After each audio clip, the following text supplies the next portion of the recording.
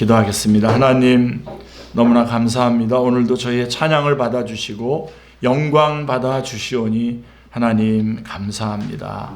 이제는 그 찬양에 합당한 삶을 저희가 살아갈 수 있도록 성령님 저희 안에서 역사하여 주시옵소서. 이 시간 말씀 주십니다. 살아계신 주님의 음성을 듣는 가장 귀중하고 복된 시간 되게 하여 주시옵소서. 말씀을 들을 때에 저희들 안에 있는 모든 질병과 문제와 갈등과 응어리진 것들이, 연약한 것들이 다 치유함받고 회복되는 귀중한 시간 되게 하여 주옵소서. 말씀 들을 때에 그동안 주님 앞에 간구하며 부르짖었던 기도의 응답으로 이 말씀 듣게 하여 주시옵소서. 성령님 역사해 주셔서 말씀 알게 해주시고 깨닫게 해주시고 깨달은 말씀 잘 감당하게 해주시고 이 말씀들 삶 속에 적용해서 열매 맺어 하나님 앞에 영광 돌리게 하여 주시고 주님 오시는 날까지 전하고 증거하는 귀중한 말씀 되게 하여 주옵소서. 주 예수 그리스도의 이름으로 기도드리옵나이다. 아멘.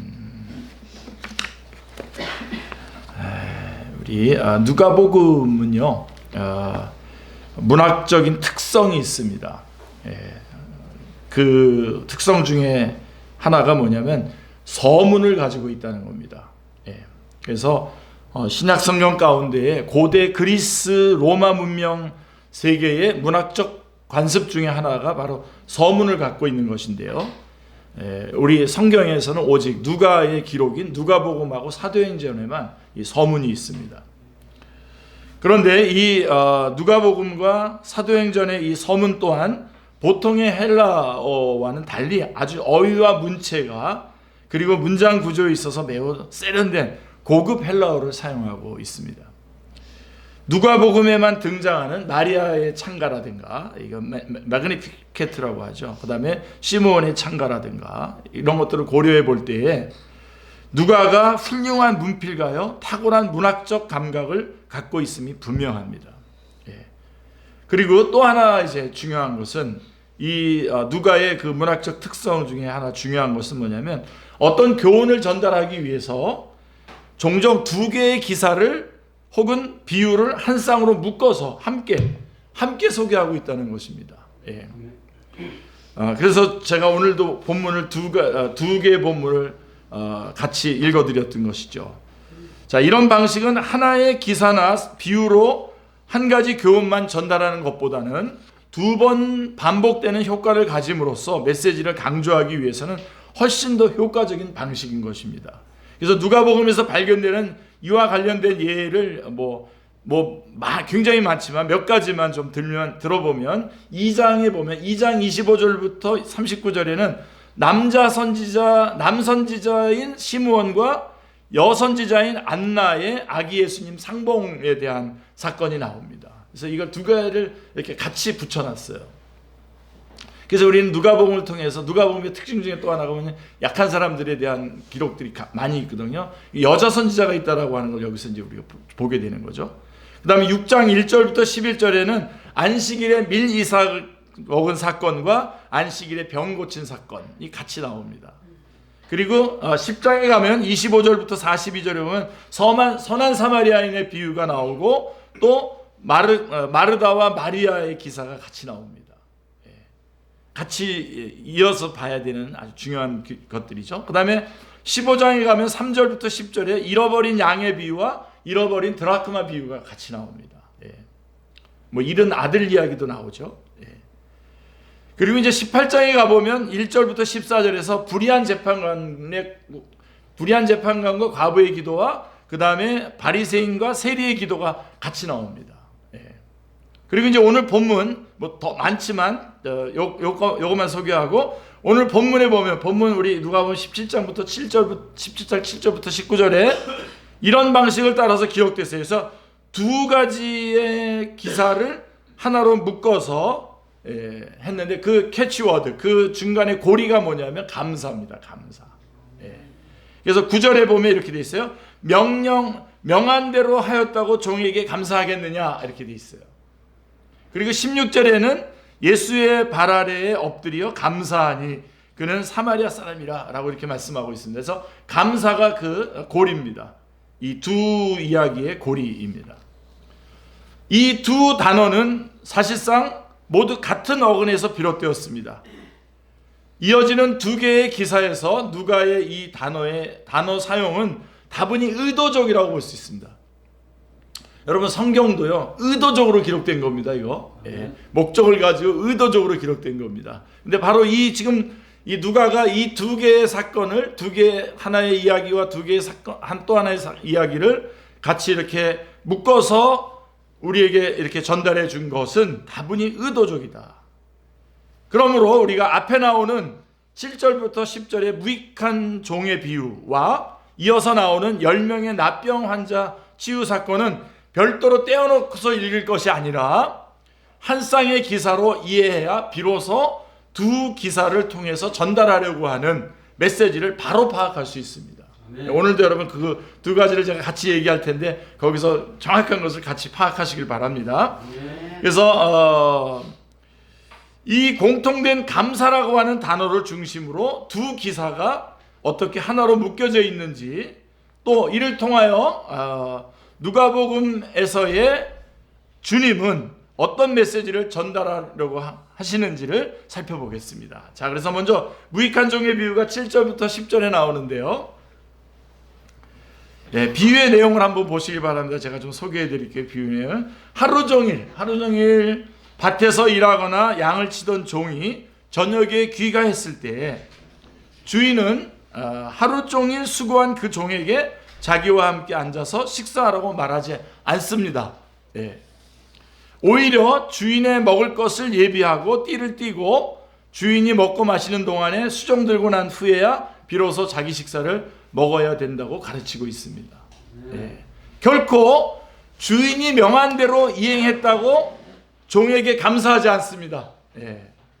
오히려 종은 자신에게 주어진 일을 다 시행한 후에도 여전히 자신을 무익한 종으로 여겨야 하는 것입니다. 여기서 무익한이라고 하는 말은 열매를 맺지 못하는 이라고 하는 뜻으로 한마디로 무가치함을 가리키는 것입니다. 무가치함. 그래서 여러분 기억나시나요? 마태복음 25장 30절에서 한 달란트를 받아서 그대로 땅에 묻었다가 이익을 남기지 않음으로써 책망받은 세 번째 종에게 이 단어가 쓰여졌습니다. 따라서 단지 종은 해야 할 일을 한 것뿐이라고 하는 의식을 가져야만 합니다. 한다는 것이죠.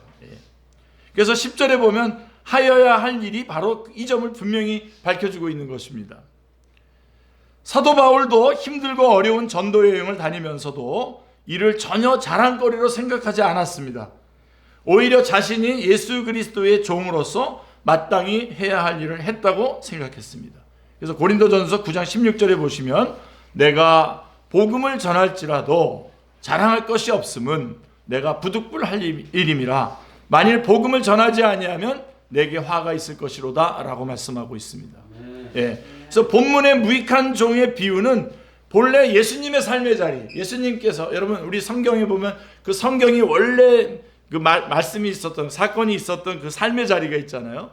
그 예수님께서 바로 이 무익한 종 얘기를 할 때 그 삶의 자리 아래에서는 바로 이 사람들이 이 무익한 종이 누구를 말하는 거냐면 유대인들, 특히 바리새인들을 대상으로 주신 말씀인 것입니다.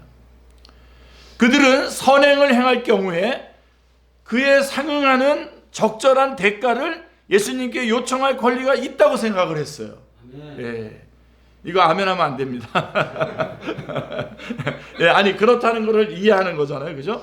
자, 또 5절에 사도들이란 단어를 놓고 볼 때에 당시에 이 비유는 그 공동체의 지도자들을 대상으로 선포되었을 것으로 여겨집니다. 그러니까 당시의 지도자들, 예를 들면 우리 제자 공동체에서도 그렇고요. 그 다음에 그 바리새인들의 공동체, 그 다음에 당시의 지도자들은 또 그 사두개파 쪽의 그 제사장들이 또 지도자들 아닙니까? 그 지도자들을 놓고 볼 때에 바로 그들을 향해서 지금 말씀하는 겁니다. 뭔가를 하고 난 다음에 대가를 주님 앞에 뭔가를 받을 수 있다고 하는 무슨 권리가 있는 것처럼 생각한다는 거죠. 아마도 그들은 교회에서의 봉사가 그들로 하여금 자신들을 자랑하게 하고 또한 무언가를 주님께 요구할 수 있는 자격을 주는 것으로 생각하였을는지 모릅니다. 그러나 주님은 이런 태도를 이런 지하에 딱 거절합니다. 딱 거절하고 그 누구도 자신이 한 일로 인해서 하나님께 무엇을 요구할 수 없다는 것을 분명하게 말씀해 주고 있습니다. 자, 근데 여러분, 그러나 이 말은 하나님께서 충성을 다한 성도들에게 상급을 베풀지 않는다는 것을 말하는 게 아닙니다, 지금. 누가복음 12장 35절로 37절, 42절, 43절에 이렇게 보면 주님은 분명히 그 종들에게 상급을 베푸십니다. 뭐 이거에 대해서는 지금 자세하게 말하지 않겠습니다. 문제는 이겁니다. 자신이 한 일의 대가로 하나님께 어떤 보상이나 상급을 요구하려고 하는 그릇된 태도에 있는 것입니다. 그렇다면 이 비유는 한마디로 종된 성도의 마땅한 태도를 잘 보여주고 있는 것입니다. 그 핵심적인 내용은 하나님을 위해 또는 이웃을 위해 우리 인간들이 한 일들은 어떤 감사, 사례를 요구할 수 있는 특별한 가외의 일들이 아니라 성도로서, 종으로서 지극히 당연한 일들이라고 하는 것입니다. 이거 아멘입니다. 이때. 아멘. 예. 자, 그렇다면 우리는 우리가 할 일에 대하여 그 대상이 하나님이든 이웃이든 그 대가로 어떤 보상이나 보답을 요구할 수 있는 위치에 있지 않다라고 하는 것입니다. 우린 종입니다. 그리스도의 종입니다. 그렇죠? 왜냐하면 그것은 우리가 마땅히 해야 할 지극히 당연한 일이기 때문입니다. 자, 이런 교훈을 우리의 삶에 적용시켜 본다면, 자, 우리들이 섬기는 교회에서 교사로, 또 찬양대원으로, 또 장로, 권사, 집사로 일하든지, 식당이나 이런 저런 일의 봉사부원으로 일하든지, 이 모든 일들은 우리가 해야 할 당연한 일이지 결코 어떤 특별한 대가를 요하는 사례를 기대할 만한 가외의 일이 아니라는 것입니다. 제가 어떤 사석에서 좀 들었는데 우리 그러더라고요. 돈 좀 더 많이 주는 데로 가서 그 싱글 뭐라 그러죠? 그 혼자 찬양대에서 솔로 가야 되겠다고 그런 얘기 하더라고요. 이제 이런 걸 말하는 겁니다. 우리가 주님 앞에 마땅히 주께서 베풀어 주신 은혜를 가지고 마땅히 하나님 앞에 영광을 돌리고 거기에다가 수고를 하는 것인데, 그거를 해놓고 어떤 대가를 받아야 된다라고 생각하는 거죠. 그래서 하나님께서는 이 비유를 통해서 이런 일들에 대하여 감사하지 않으신다라고 말씀하시고 계십니다. 그 이유는 감사할 필요가 없기 때문입니다. 그래서 무익한 종의 비유 여러분 이렇게 한번 체킹해 놓으시고, 그 다음에 이제 11절부터 19절에는 10사람의 납병 환자 치유 기사가 나옵니다. 무익한 종의 비유에 이어서 누가는 10명의 납병 환자의 치유 기사를 소개하고 있습니다. 누가가 이 기사를 다른 위치에다가 놓을 수도 있는데도 불구하고 이곳에 위치시킨 것은 바로 이 두 기사가, 앞에 나온 무익한 종의 그 기사가 결국 그 기사와 함께 결국 하나의 이야기로 이해되어져야 함을 말씀해 주고 있는 것이기 때문입니다. 그래서 기사의 그 11절부터 19절의 내용을 보면 이런 겁니다. 예수님께서 사마리아와 갈릴리 사이로 지나가시다가 한 촌에 들어가시게 되는데, 거기서 예수님은 10명의 납병 환자를 만나게 됩니다. 10명. 자, 그런데 예수 선생님이요, 우리를 긍휼히 여기소서라고 10명의 납병 환자들은 소리 질러서 외쳤습니다. 여기서 선생님은 영어에서 티처가 아니라 마스터입니다. 마스터. 무슨 얘기냐면, 즉 인생의 주관자로서 예수님의 신분을 인정하고 있는 겁니다. 저의 인생을 좀 책임져 주십시오라고 하면서 주님, 저희를 불쌍히 여겨주십시오 라고 이렇게 말하고 있는 것입니다. 선생님이요 라고 이렇게 말한 거죠. 이런 납병 환자들의 절규를 들으시고 예수님은 뭐라고 말씀하셨냐면, 가서 제사장들에게 너희 몸을 보이라 라고 말씀하셨는데, 이는 레위기 14장에 나오는, 레위기 14장 1절부터 32절에 나오는 그 규례에 따라서 당시에 제사장들이 오늘날의 의사와 같은 역할을 했기 때문에 그 납병이 나았으면 나았다고 하는 확인을 해줘야 공동체에 다시 들어올 수 있기 때문에 가서 그 제사장에게 말하라고 한 겁니다. 자, 납병 환자가 치유되었을 경우에 제사장에게 가서 병 나음을 확인하고 그에 따른 예물을 드려야 함을 가리키는 것인데요. 왜냐하면 제사장은 일종의 위생 감독관으로서 오늘날 의사와 같이 환자들에게 질병의 치유를 확인시켜 주었기 때문입니다. 그런데 여러분, 여기서 중요한 게 예수님께서 채 낫지도 않았어요. 아직 가서 제사장들에게 보이라고 했을 때 채 낫지도 않은 납병 환자들을 제사장들에게 보내신 까닭은 그들의 믿음의 진실성, 정말 낫기를 원했는가라고 하는 그 믿음의 진실성을 시험하기 위함이었던 것입니다. 그런데 반신반의하면서 가다가 어떻게 됐습니까? 10명의 납병 환자들은 도중에 모두 다 낫어요. 이 납병이 났어요. 그러자 그 중에 하나는 자기 병 나은 것을 보고 큰 소리로 하나님께 영광을 돌리면서 예수님께 돌아와서 발 아래 엎드려서 감사했습니다. 살해했습니다. 감사하다고. 예. 여기서 그가 돌아와서 취한 행동은 그의 감사에 깊이를 더해주는데요. 그는 매우 겸손하게도 마치 종과 같이 주님 앞에 엎드려서 주님의 발 아래 엎드려서 선생님이신 주님께 감사하였던 것입니다. 자, 그러자 예수님께서 10사람이 다 깨끗함을 받지 아니하였느냐. 예, 사실 성경 읽으면서 이 부분에 왔을 때 마음이 아픕니다. 자, 우리 주님이 탄식하시는 거죠. 10사람이 다 낫지 않았어? 왜 너만 왔어? 이런 얘기입니다. 지금 10사람이 다 낫는데 9은 어디 있느냐. 이방인 외에는 하나님께 영광을 돌리러 온 자가 없느냐 하시면서 탄식하셨어요. 오늘 이 탄식 소리를, 아까 무익한 종에 마땅히 여기셨던 것과 이 예수님 지금 탄식하시는 것을 여러분 기억하셔야 됩니다. 예수님께서 탄식하셨다라고 하는 것은 결국 모든 고침받은 납병 환자들은 마땅히 돌아와서 감사해야 함을 전제로 하고 있는 것입니다. 특별히 13절에 보면 소리 높여라고 이렇게 말한 그 말씀이, 소리 높여서 하나님을 찬양했던 그 말씀이 부정 과거형으로 기록되었음을 생각할 때, 과거형이라고 하는 것은 주님은 그들의 한 번의 외침에, 저희를 불쌍히 여겨달라고 했었던 그 한 번의 외침에 즉각 응답하시는 은혜를 베푸신 것입니다. 그래서 난 겁니다, 납병이. 예. 그러나 이러한 크신 은혜에도 불구하고 결국은 고침받기 전에 크게 자비를 외쳐댔던 그들이었건만, 정작 고침을 받고 나자 비참했던 과거를 깨끗이 잊은 채 배은망덕하게도 돌아서서 가버렸던 것입니다. 예. 그래서 주님은 탄식하신 것입니다. 예.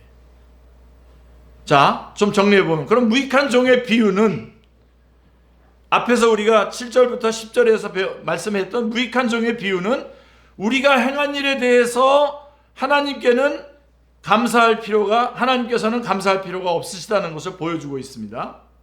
그 이유는 우리가 하나님의 종된 성도로서 행한 일들은 우리가 마땅히 행해야 할 당연한 일이기 때문입니다. 우리가 당연히 와서 예배드리고 섬기고 이웃을 사랑하고 하나님께 예배드리고 영광 돌리고 하는, 이거는 우리가 마땅히 해야 될 일이기 때문에 이게 하나님으로부터 우리에게 어떤 보상을 기대할 수 있는 것이 아니라고 하는 것입니다. 반면에 10명의 납병 환자 치유 기사는 하나님께서 우리를 위해 하신 일들에 대해서 우리 인간은 반드시 감사해야 함을 가르쳐주고 있는 것입니다. 반드시. 예. 그래서 17절 18절에 예수님의 말씀에 따르면 10명의 납병 환자는 모두 돌아와서 주님께서 그들에게 베푼 은혜에 대하여 예수님께 살해, 즉 감사해야 마땅하였습니다. 그러나 실제로는 10명의 납병 환자 가운데 오직 한 사람, 그것도 이방 사마리아인만이 돌아와서 하나님께 감사하였다는 것입니다. 여러분, 돌아온 사람이 이방인이라고, 문자적으로는 이거 외국인이라는 뜻인데요, 이방인이었다라고 한다면 논리적으로 나머지 9사람은 누굴 말하는 거예요? 유대인들을 말하는 거지 않습니까? 그렇죠? 그렇다면 고침받은 후에 유대인 병자들은 그냥 가버렸지만 이방인 병자만이 돌아와서 감사했다라고 하는 것을 우리가 생각할 수 있는 것입니다. 아마도 이것은 유대인 병자의 배은과 사마리아 병자의 감사를 대조시킴으로써 구원의 보편성을 강조하는 누가복음의 또 다른 특징을 강조하고 있는 것으로 이해됐습니다. 그래서 누가복음은 여자에 대해서, 연약한 자에 대해서, 이방인에 대해서 굉장히 잘 이렇게 설명한 그런 누가복음은 그렇습니다. 근데 마태복음은 이제 유대인들을 향해서 썼죠. 물론 그렇다고 해서 마태복음이 이런 보편적인 구원의 보편성을 이렇게 안 말한 건 아닙니다. 나중에 보면 모든 민족으로 아버지와 아들과 성령 이름으로 세례를 주라고 하는 말씀도 나오지 않습니까? 근데 누가복음의 특성 중에 하나가 바로 이런 이방인들에게 대한 것들을 말하고 있는 것인데요. 그것과 더불어서 결국은 유대인 병자들은 배은망덕했고, 그 다음에 사마리아의 병자는 오히려 감사했다라고 하는 것을 대조시키고 있는 것을 보게 됩니다. 이와 비슷한 예들이 누가복음 14장에 보면 만찬의 비유에도 나오고 그럽니다. 자, 그러면 제가 말씀드리고 싶은 부분은 이 부분이다. 9명의 다른 유대인 납병 환자들은 왜 돌아와서 감사하지 않았을까요? 왜 돌아와서 감사하지 않았을까요? 아마도 그들은 외국 이방인이었던 사마리아인과는 달리 아브라함의 자손인 자신들의 병 나음을 당연한 것으로 여겼을는지 모릅니다. 당연한 것. 우리 최근에 아주 유행하는 우리 찬양 있지 않습니까? 은혜인가요? 당연한 것 아니었습니다. 모든 것이 은혜. 근데 이 사람들은 이걸 당연하게 여겼어요. 자기에게 주어진 은혜를 당연하게 여겼어요. 유대인들이 아브라함의 후손으로서 혈통을 중시하였다는 것은 누가복음 3장 8절에 세례 요한의 설교에 잘 나와 있습니다. 그러므로 회개에 합당한 열매를 맺고 속으로 아브라함이 우리 조상이라 말하지 말라. 내가 너희에게 이르노니 하나님이 능히 이 돌들로도 아브라함의 자손이 되게 하시리라 라고 말씀하고 있습니다. 또 16장에 보면 부자와 나사로 비유에서 음부에 떨어진 부자가 아브라함을 아버지라고 부름으로써 자비를 호소한 사실에서도 우리는 발견할 수가 있는 것입니다. 이런 맥락에서 유대인 납병 환자들은 하나님이 자신들에게 베푸시는 은혜를 그저 당연한 것으로 간주하였기에 돌아와서 감사하지 않았던 것으로 여겨집니다. 아마도 이것이 바로 오늘날 우리들의 일반적인 태도가 아닌가라고 하는 것을 저는 말씀드리고 싶은 겁니다. 은연중에 우리는 하나님께서 우리를 위해서 행하시는 모든 일은 그저 모두 당연한 것이기에 오늘 이렇게 숨쉬고 있는 것, 오늘 이렇게 주님 앞에 나와서 예배드리는 것, 우리가 걸어다니고 왔다 갔다 하는 것, 내게 일터를 주시고 일할 때 또 거기에 대한 월급을 주시고 내 손으로 수고한 대로 먹고 마실 수 있게 해주시는 것, 이런 것들을 그냥 당연하게 여기고 있는 것이 아닌가라고 하는 것입니다. 그렇기 때문에 여기에 대해서 사례나 감사할 필요가 없고, 단지 우리가 하나님을 위해서 행한 일은 당연한 일이 아닌 어떤 특별하고 예외적인 일이기에 반드시 보상을 받아야만 한다고 생각하고 있을는지도 모릅니다. 만일 우리가 이제까지 하나님이 우리를 위해서 하신 모든 일은 전부가 지극히 당연한 것이어서 감사나 사례의 필요가 없고, 우리가 하나님을 위해서 이웃을 위해서 행한 일은 매우 특별한 일이기에 반드시 사례의 필요가 있다고 생각하여 왔다면, 여기까지 와 있다면 우리들은 오늘부터 반드시 회개해야 됩니다. 반드시 회개하고 이제부터라도 마음을 돌이켜야 됩니다. 주께서 베푸신 모든 일에 대해서 감사하고, 내가 주님을 위해서 어떤 일을 했다면 그것은 당연한 것입니다.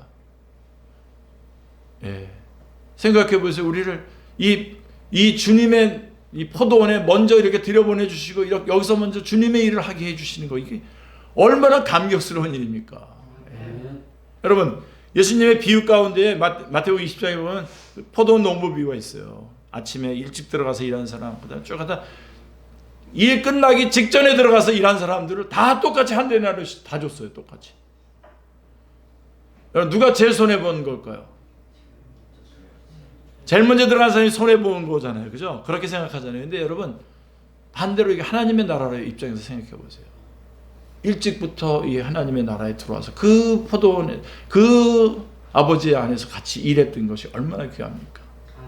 안타깝게도 죽기 얼마 직전에 예수님 믿고 이 구원의 자리에 들어왔다가 이게 얼마나 억울합니까? 네? 잘 생각해 보세요, 여러분. 우리는 자, 하나님께서 우리에게 베푸시고 허락하신 것들은 가장 근본적으로 믿음을 포함해서 모든 것입니다. 우리를 창세 전에 작정하셨고 역사의 현장에서 부르셔서 하나님의 자녀 삼으시고 야고보서 1장 17절에 보면 가장 좋은 것들로 빛들의 아버지로부터 가장 좋은 것들로 주셔서 온갖 좋은 은사와 온전한 선물이 다 위로부터 빛들의 아버지로부터 내려오나니 그는 변함도 없으시고 회전하는 그림자도 없으시다라고 말씀하고 있습니다. 우리에게 작정하시고 생명을 주시고 좋은 것들을 주시고 함께 하시고 천국의 소망을 주시고 천국으로 들어가게 하시는 이 모든 것들, 이 가장 좋은 것들을 우리에게 주셨단 말입니다. 그리고 우리는 지금 오늘을 살아가고 있는 거예요. 이 모든 것이 다 일일이 찾아내서 감사하셔야 됩니다. 그러다가 잠을 못 자면 그거 잘한 겁니다. 그거 찾아내느라고 잠 못 자면 잘하는 겁니다. 사랑하는 성도님들, 선물은 결코 당연한 것이 아닙니다. 기대 밖의 뜻밖의 일인 것입니다. 그것은 받는 대상의 자격이나 가치 때문에 주어지는 것이 아니라 그냥 일방적으로 베풀어 주시는 것입니다. 제가 조금 전에 말씀드렸습니다만 마태복음 20장에 포도원 주인 비유에서도 보면 가장 늦게 들어온 사람에게도 처음 들어온 사람과 같은 품삯을 주인이 지불합니다. 일방적입니다.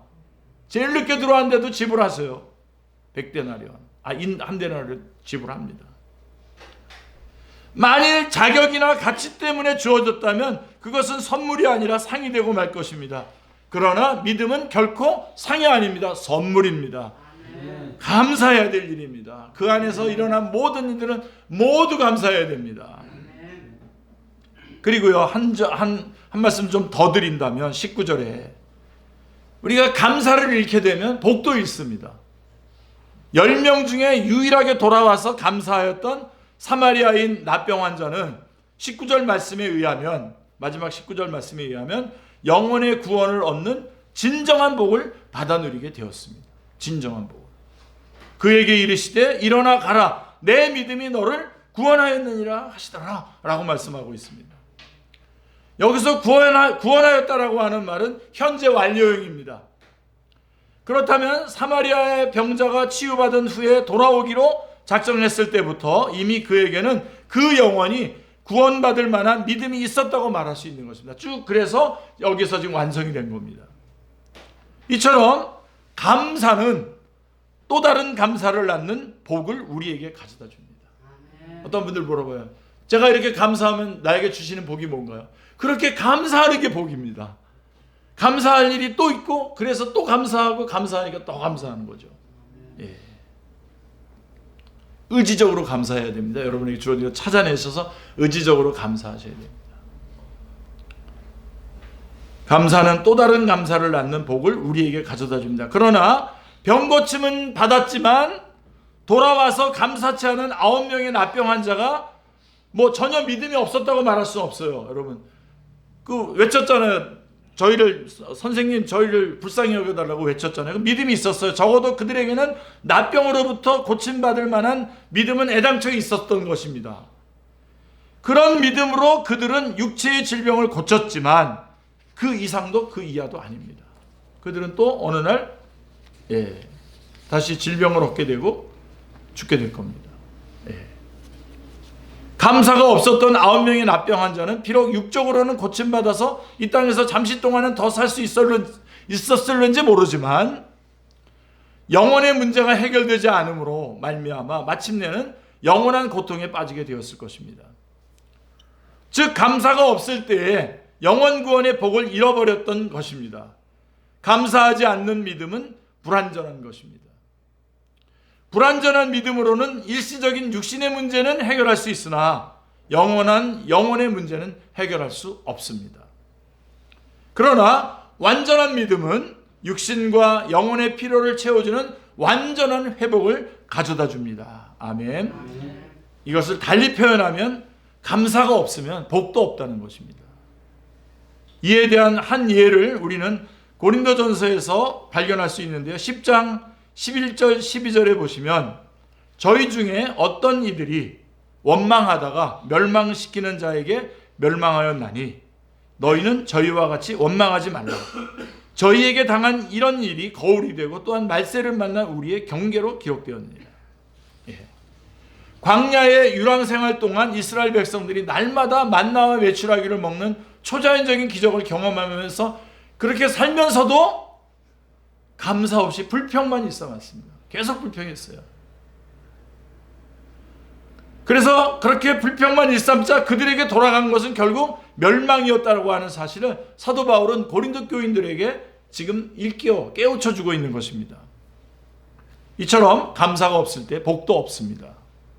자, 우리 결론적으로 이제 마무리해 보겠습니다. 우리는 우리들 자신이 지금 돌아오지 않은 9명의 납병 환자처럼 감사의 조건이 있음에도 불구하고 감사하지 않고 오히려 그것을 당연한 것으로 여기며 하나님의 더 크신 은혜를 스스로 배척하고 있지는 않은지 돌아보아야 합니다.